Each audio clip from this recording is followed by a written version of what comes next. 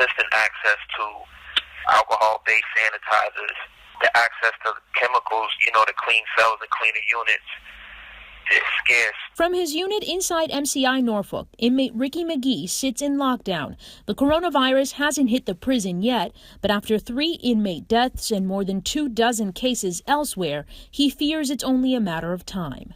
The staff here who are issued masks, not all of them wear them. 30 miles north, his cousin Sir Paul Cottrell sits in his Dorchester apartment. New data reveals the neighborhood is among a cluster in Boston seeing the highest number of cases. Cottrell keeps busy by offering free online workouts to his neighbors.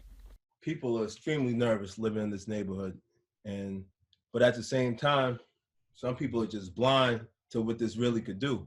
To see Dorchester, Hyde Park, Jamaica Plain, East Boston, our most vulnerable communities listed there really sounded the alarm for me in terms of what we need to do. Councilwoman Julia Mejia says the city is working to address health disparities among communities of color who often live in close quarters and can't afford to stay home. Most of the people who live in these neighborhoods are service providers. From the medical standpoint, what we've learned is that people who have high rates of asthma and diabetes, so people with compromised immune systems, and which usually are the people who live in our community. Tonight, she'll field questions from constituents and host community leaders in a virtual roundtable on Facebook Live. Black and brown communities, historically, we have always been the hardest hit, but we have an opportunity to really bond together and help support each other through this process. I'm Anaridis Rodriguez, WBZ News.